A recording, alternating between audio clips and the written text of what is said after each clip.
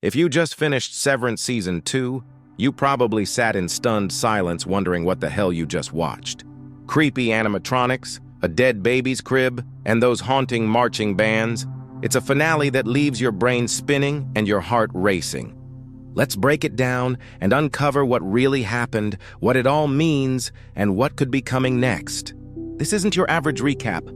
It's a deep dive into the biggest mysteries, theories, and hidden connections that make Severance one of the most fascinating shows ever made.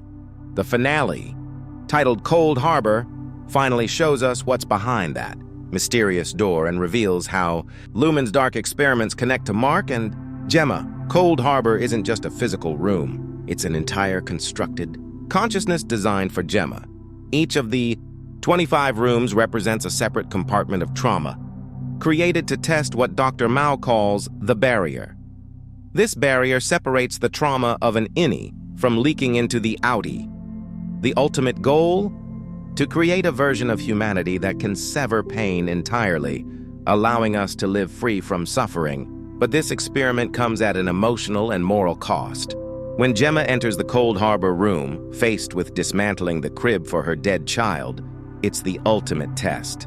If she can endure this moment without breaking, Lumen's experiment would prove that pain could truly be erased.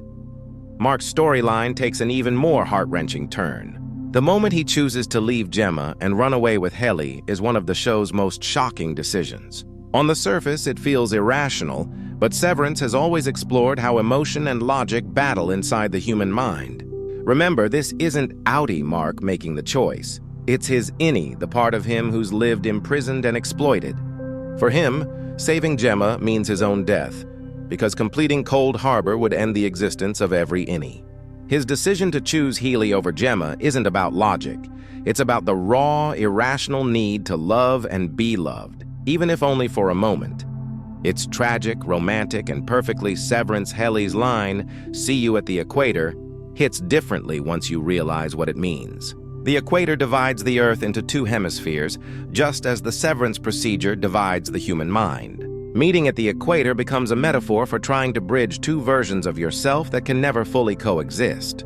When Mark and Heli run through the hallways at the end, caught between two worlds, the cinematography shifts from digital to film, a stunning metaphor for the shift between artificial and organic consciousness.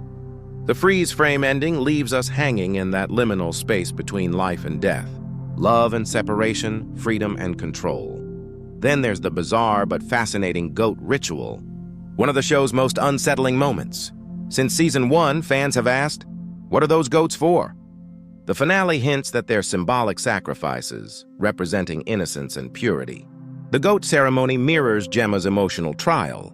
Both are about offering pain to a higher cause. Goats have ancient mythological roots as guides between the material and spiritual worlds. In that sense, the ritual could symbolize Gemma's passage through trauma toward enlightenment, or perhaps Lumen's twisted attempt to play God by controlling the human soul. Another layer of mystery comes from the chilling possibility that Cobble might be Mark's mother. Her strange attachment to him, her protectiveness, and the way she bakes for him all point towards something deeper. The line, "I care for you," sounds simple, but in Severance, dialogue is never accidental. If Cobble had a child through one of Lumen's experiments, Mark's entire existence might be tied to the company he's been trying to escape. And let's talk about that haunting painting, The Exalted Victory of Cold Harbor. It's not just artwork, it's prophecy. The painting shows Mark surrounded by co-workers and family, reaching upward in what looks like divine ecstasy as he finishes Cold Harbor. Every figure in the painting represents a different part of his journey. And hidden within their names are eerie anagrams, like Dear Egan, which rearranges into AI-generated, connecting the idea of artificial consciousness to the Egan legacy. The painting feels like a coded message from Lumen itself, suggesting that all of these characters, Mark, Gemma, Heli, are pawns in a generational experiment about control and pain. Meanwhile, Dylan's subplot gives us a rare glimpse of hope. His innie's bravery and his outie's regret merge into a moment of self-realization. When Dylan pushes the vending machine to block Milchick, it's more than defiance. It's growth. It shows that even within the system's strict walls, human resilience refuses to die. Gemma's escape sequence ties the whole season together. Through a series of mind-bending transitions, we watch her and Mark move between their innie and outie selves, their identities flickering like lights in a dying corridor.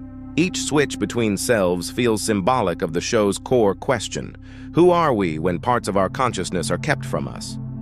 The stairwell becomes the threshold between two realities, the one they know and the one they can never truly reach. As for what comes next, the show leaves us with more questions than answers. Theories abound.